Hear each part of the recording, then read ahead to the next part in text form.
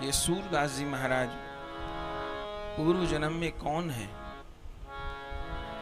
बोलिए सूरदास जी महाराज पूर्व जन्म में भगवान के सखा उद्धव जी महाराज हैं। उद्धव जी महाराज यदुवंशी हैं, देवगुरु बृहस्पति जी के शिष्य हैं और मथुरा में श्री कृष्ण के अभिन्न सखा हैं, मित्र हैं। भगवान के ही प्रसादी वस्त्रों को पहनते हैं, भगवान के ही बचे हुए भोग को, प्रसाद को ग्रहण करते हैं और ज्ञानियों में अग्रगणी हैं। लेकिन वे उद्धव जी महाराज देवगुरु बृहस्पति जी के शिष्य होने के बाद भी, भगवान के सखा होने के बाद भी भगवान के प्रेम से वंचित थे। उनका भगवान के प्रति आदर भाव तो था, लेकिन भगवान के प्रति प्रेम नहीं था।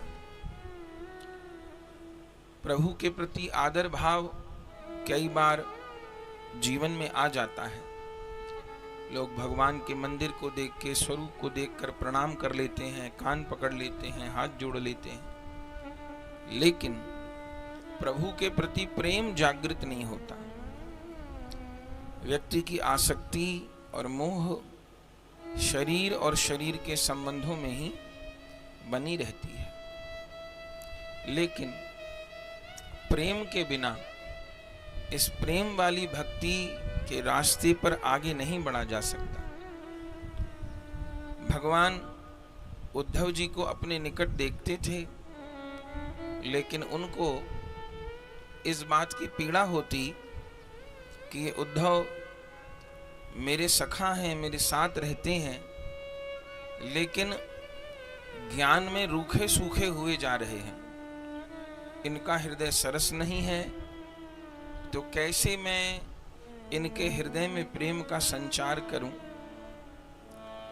तब ठाकुर जी ने एक योजना बनाई कि इन उद्धव जी को किसी प्रकार ब्रज में भेजा जाए। पर इनको ब्रज में कैसे भेजूं? तब भगवान ने एक दिन उद्धव जी को कहा कि उद्धव, मोहे ब्रज बिसरत नाही। उद्धव, मुझसे ब्रज नहीं भुलाया जाता। मैंने 11 वर्ष की लीला ब्रज में रहकर की है और अब मैं मथुरा आ गया, कंस का उद्धार किया, फिर मथुरा में रह रहा हूं, जरासंध से युद्ध हो रहा है, लेकिन मुझे ब्रज की बहुत याद आती है। यशोदा मैया की याद आती है, नंद बाबा की याद आती है, गैयाओं की याद आती है, बछड़ों की याद आती है, ग्वाल बालों की याद आती है, गोपियों की याद आती है, और मैं रात दिन उनके विरह में यहां रोता हूं। उद्धव जी ने कहा, श्री कृष्ण, आप उन ब्रज के लोगों के विरह में, जो पढ़े लिखे नहीं हैं, गांव के लोग हैं, उनके विरह में क्यों रोते हो? भगवान ने उद्धव जी को कहा, उद्धव, मेरा एक नियम है, ये यथा माम प्रपद्यन्ते तांस तथैव भजाम्यहम्। मेरा नियम है, जो मुझको जैसे भजता है मैं भी उसको वैसे ही भजता हूं। जो मुझे याद करता है मैं उसे याद करता हूं, जो मेरे लिए रोता है मैं उसके लिए रोता हूं, जो मुझसे प्रेम करता है मैं उससे प्रेम करता हूं। तो यदि तुम मेरा रोना समाप्त करना चाहते हो, मेरे दुख को दूर करना चाहते हो, तो तुमको एक काम करना होगा। क्या? तुमको ब्रज में जाकर के ब्रजवासियों के दुख को दूर करना होगा। अगर तुम ब्रजवासियों के आंसू पहुंच सके, ब्रजवासियों के हृदय से मेरी याद को, मेरे विरह को दूर कर सके, तो फिर मैं भी अपने हृदय को शांत कर पाऊंगा। और यदि ब्रज भक्त मेरे लिए रोते रहे तो मैं भी आजीवन उनके लिए रोता रहूंगा।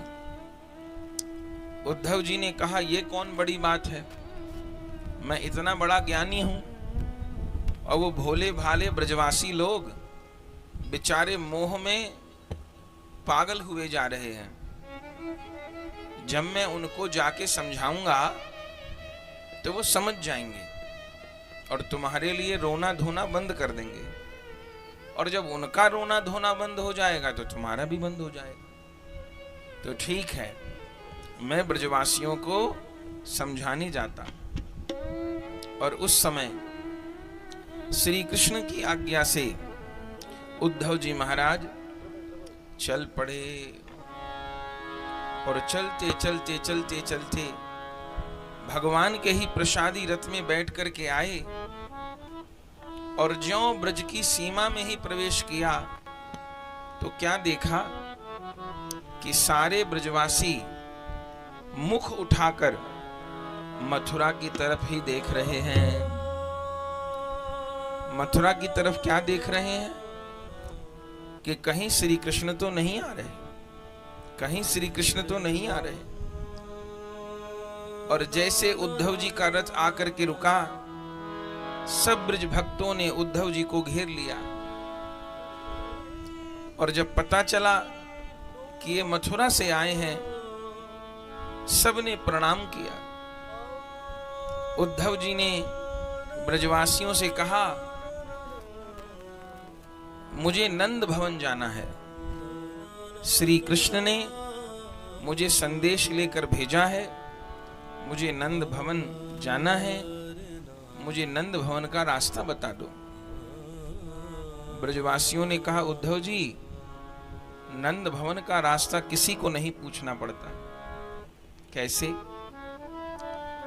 बोले, ये जो जल बहता आ रहा है, इसी जल के सहारे सहारे चले जाओ। जिस घर से ये जल बह रहा है वही नंद यशोदा का घर है, नंद भवन है। उद्धव जी ने पूछा, इस जल का नंद भवन से क्या संबंध है? तब ब्रजवासियों ने कहा, उद्धव जी, ये जो जल बह के आ रहा है ये सामान्य जल नहीं है, ये नंद यशोदा के आंसू हैं जो निरंतर भगवान के विरह में बहते रहते हैं। उद्धव जी चकित रह गए और पहुंचे जब नंद भवन में, तो वास्तव में देखा कि नंद यशोदा जी की आंखों से अविरल अश्रुधार बह रही है।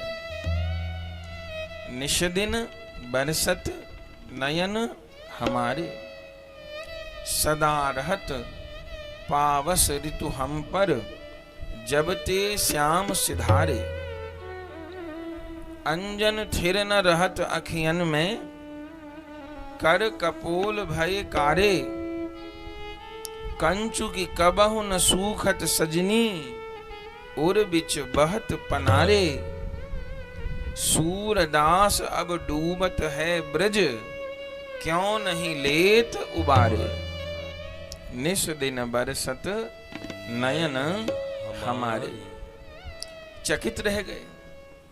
बहुत कोशिश की नंद यशोदा जी को समझाने की, लेकिन नंद यशोदा कहाँ समझेंगे। आखिर में नंद यशोदा जी ने उद्धव जी को यही कहा, उद्धव जी, कान्हा को कहना कि उसके पास समय नहीं तो कोई बात नहीं, वो मथुरा में सुख पा रहा है तो मथुरा में रहे, लेकिन कहीं मथुरा के महलों में दास दासी की जरूरत हो तो हम दोनों नंद यशोदा चलने के लिए तैयार हैं। वहां अपने कन्हैया के महलों में दास दासी बन के रहेंगे, लेकिन प्रभु का हमको दर्शन तो होगा। उद्धव जी चकित रह गए और नंद यशोदा जी को कहे, आप व्यथित मत हो, भगवान निरंतर आपको याद करते हैं और याद करके रोते हैं। पर ज्ञान नहीं दे सके। नंद यशोदा जी की भक्ति के आगे, प्रेम के आगे उद्धव जी का ज्ञान छोटा पड़ गया। फिर बाहर आए तब मन में सोचा, ग्वाल बालों को, गोपियों को तो ज्ञान प्रदान करूं। भगवान का पत्र लेकर के आए थे उद्धव जी महाराज, और उस पत्र को लेकर के आगे बढ़े। ब्रज गोपियों को पता चला कि इनके द्वारा श्री कृष्ण ने हमें संदेश भेजा है। उस समय सबने उद्धव जी को घेर लिया। उद्धव जी पत्र देना चाहते थे, ये पत्र तुम्हारे लिए भेजा है। सारी गोपांगनाओं ने उस पत्र को छीन लिया उद्धव जी से और उस कागज के छोटे छोटे टुकड़े कर लिए। सबने एक एक टूक, जरा जरा जरा जरा, और कोई उस पत्र के टुकड़े को लेके माथे से लगाती है, कोई आंखों से लगाती है, कोई हृदय से लगाती है। उद्धव जी कहते हैं, अरे बावरियों, ये क्या कर रही हो? ये तो भगवान का भेजा हुआ पत्र है। पत्र को पढ़ा जाता है कि माथे से और सीने से लगाया जाता है? गोपिकाओं ने कहा, हमको श्री कृष्ण के पत्र को पढ़ने की जरूरत नहीं। इस पत्र को माथे से, हृदय से तो इसलिए लगा रही हैं कि इस कागज को श्री कृष्ण ने छुआ है, तो उनके छूने से ये कागज धन्य हो गया। बाकी उनका संदेश पढ़ने की हमको जरूरत नहीं। हमने श्री कृष्ण को पढ़ रखा है, हमको श्री कृष्ण का पत्र पढ़ने की जरूरत नहीं है। उद्धव जी ने कहा, मैं तुम्हारे लिए संदेश लेकर के आया हूं। गोपिकाओं ने कहा, क्या संदेश है? उद्धव जी ने यही संदेश दिया कि अब तुम ज्ञान को ग्रहण करो, योग को ग्रहण करो, आसन लगा के समाधि लगाओ। जिस श्री कृष्ण को अपने से दूर मान रही हो, वो आत्मा के रूप में तुम सबके भीतर ही हैं। और जैसे ये बात कही, ब्रज भक्त व्याकुल हो गए। अरे तुम कहते हो उन भगवान को भीतर ही अनुभव करें, वो आत्मा के रूप में भीतर बैठे हैं। अरे जिस कन्हैया को हमने गोद में खिलाया हो, जिस कन्हैया को हृदय से लगाया हो, माखन पवाया हो, उसका आत्मा के रूप में ध्यान करें? नहीं नहीं, ऐसा तो नहीं होगा। शाम का संदेशा उधो पाती लेके आयो है। शाम का संदेशा उधो पाती लेके आयो है। शाम का संदेशा उधो पाती लेके आयो है। शाम का संदेशा उधो पाती लेके आयो है। मथुरा बसाए लीनी, गोकुल उजार दीनी। मथुरा बसाए लीनी, गोकुल उजाड़ दीनी। मथुरा बसाए दीनी, गोकुल उजार दीनी। मथुरा बसाए दीनी, गोकुल उजाड़ दीनी। कुब्जा महारानी कीनी, हमें ना सुहायो है। कुब्जा महारानी कीनी, हमें ना सुहायो है। कुब्जा महारानी कीनी, हमें ना सुहायो है। कुब्जा महारानी कीनी, हमें ना सुहायो है।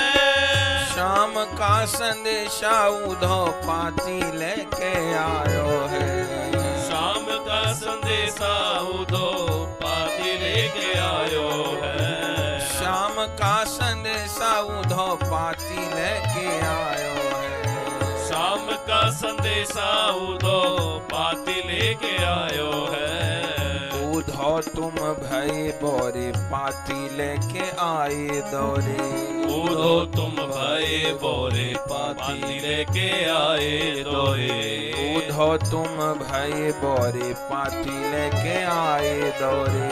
उधो तुम भाए बोरे पाती लेके आए दोरे। जीवत खसम कोने भसम रमायो है। जीवत खसम कोने भसम रमायो है। जीवत खसम कोने भसम रमायो है। जीवत खसम कोने भसम रमायो है। शाम का संदेशा उधो पाती लेके आयो। शाम का संदेशा उधो पाती लेके आयो है। शाम का संदेशा उधो पाती लेके आयो है। शाम का संदेशा उधो पाती लेके आयो है। पाती छिनाय लीनी हिय सो लगाए लीनी। पाती छिनाए लीनी ये सो लगाए लीनी।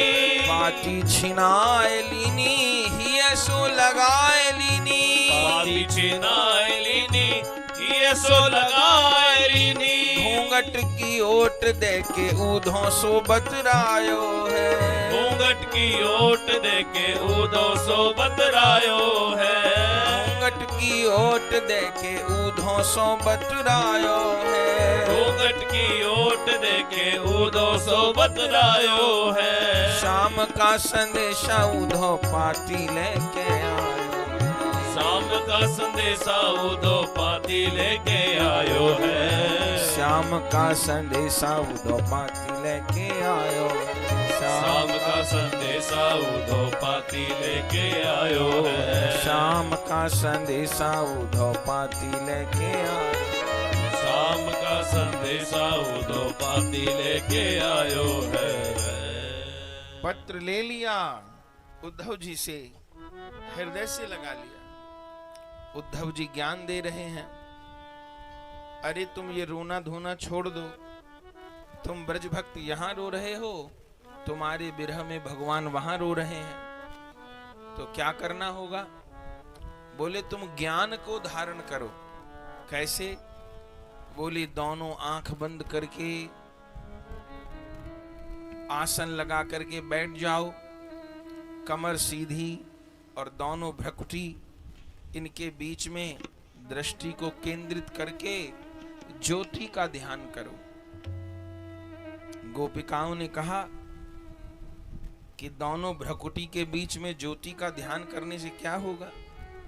बोले वो जो ज्योति है वो आत्म ज्योति है, परमात्म ज्योति है, और उसका ध्यान करते करते करते तुम्हारी जीवात्मा भी उस परम ज्योति में लीन हो जाएगी। तब तुमको मोक्ष का सुख प्राप्त होगा, आत्म साक्षात्कार होगा, और तुमको ये अनुभव होगा कि मुझसे अलग तो कुछ है ही नहीं। वो प्रभु मुझसे अलग नहीं है, वो प्रभु मेरे भीतर ही हैं। तो इसलिए ये ज्ञान की योग की साधना करो। गोपिकाओं ने उद्धव जी को कहा, उद्धव जी, उद्धो मन न भये 10-20। उद्धो मन न भये 10-20। अरे उद्धव 10-20 मन हमारे नहीं है, तुम्हारे हो तो अलग बात है। हमारे पास तो एक ही मन था, और उस मन का क्या हुआ? एक हु तो सो गयो श्याम संग। एक हो तो सो गयो श्याम संग। को अवराध है ईश। उद्धो को अवराध ईश। उद्धो मन न भये 10-20। उद्धो मन न भये 10-20। अरे एक मन था, उसी मन को नंद नंदन श्याम सुंदर संग ले गए। अब दूसरा मन है नहीं जो हम तुम्हारी ज्ञान वाली साधना में मन को लगाएं। पर उद्धव एक बात तो बताओ, तुम जो कहते हो कि दोनों भ्रुकुटियों के बीच में ज्योति का ध्यान करें, तो हर कार्य के पीछे कारण होता है। अगर कोई ज्योति दिखाई दे रही है तो वो ज्योति कहीं से आ भी रही होगी। तो जिस ज्योति का तुम ध्यान करने को कहते हो, उस ज्योति का उद्गम कहाँ है, निकास कहाँ से, आ कहाँ से रही है? उद्धव जी ने कहा ये तो नहीं पता, बस दोनों भ्रकुटी के बीच में वह आत्मा ज्योति बन करके विराजमान है। गोपिकाओं ने कहा उद्धव जी, जिस ज्योति की तुम बात कर रहे हो वह ज्योति कहीं और से नहीं आ रही।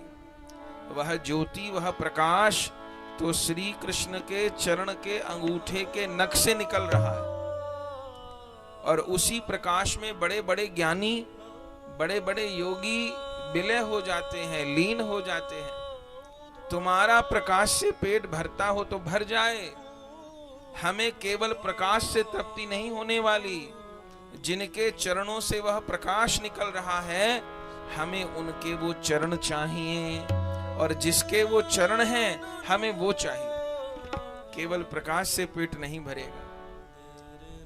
आखिरकार उद्धव जी का ज्ञान गोपिकाओं के आगे बहुत छोटा रह गया, और जिस समय उद्धव जी ने श्री राधा रानी का दर्शन किया, ओहो, तब तो सारा ज्ञान उनका बह गया।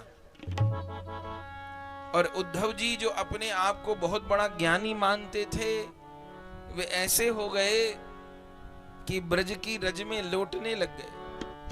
जब श्री राधा रानी के प्रेममय स्वरूप का अनुभव किया और देखा कि मैं तो सोचता था श्री कृष्ण इनके पास नहीं है, ये श्री राधा और ब्रज गोपियों के रोम रोम में श्री कृष्ण विराजमान है। आखिर में तो राधा रानी की चरण रज में लौटने लगे। जो उद्धव जी महाराज 2 दिन के लिए आए थे ब्रज में, उन उद्धव जी को 6 महीना हो गए। जो उद्धव जी ज्ञान देने आए थे, ज्ञान नहीं दे पाए, वह ब्रज भक्ति में डूब गए। ब्रज भक्तों ने गाया है, ज्ञान बजाई डुग डुगी, ज्ञान बजाई डुग डुगी, प्रेम बजायो ढोल, प्रेम बजायो ढोल, ऊधो सूधो है गयो, ऊधो सूधो है गयो, सुन गोपिन के बोल, सुन गोपिन के बोल। वे उद्धव जी जो ज्ञान देने आए थे, आखिरकार ब्रज की रज में लोटपोट होने लगे, और हाथ जोड़ करके राधा रानी से एक वर मांगा। क्या वर मांगा? हे श्री जी, आसाम हो जुशाम वृंदावने गुल्मलता औषधिना। हे प्रिया जी, हमको कृपा करके इस ब्रिज मंडल का आप घास, तिनका, लता, पता कुछ बना दीजिए। राधा रानी ने कहा, इतने बड़े ज्ञानी इस ब्रज की लता पता बनकर के क्या करोगे? उद्धव जी ने कहा, मैंने अनुभव कर लिया है कि इस ब्रज को छोड़ करके श्री कृष्ण कभी नहीं जाते। वे निरंतर ही अपने भक्तों के साथ में यहाँ विहार करते हैं, और यदि मैं यहाँ पर लता पता तृण घास कुछ भी बन गया तो श्री कृष्ण और उनके प्रिय भक्तों की चरण रज मुझ पर आकर गिरेगी, और उनकी चरण रज को पाकर के मैं धन्य हो जाऊंगा। वंदे नंद व्रज स्त्रीणाम पादरेणु अभक्षिणशः यासाम हरि कथोद्गीतम पुनाति भुवनत्रयम्।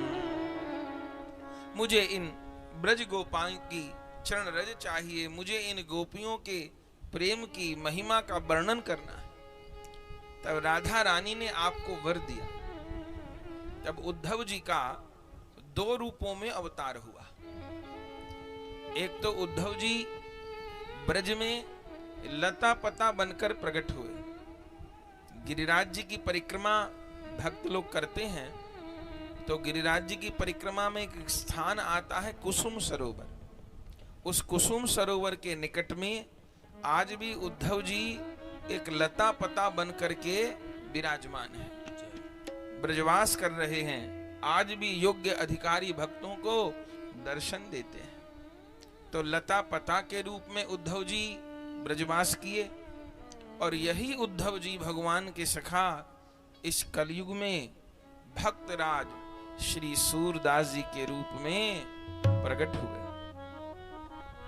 और श्री सूरदास जी के रूप में प्रकट होकर के क्या किया?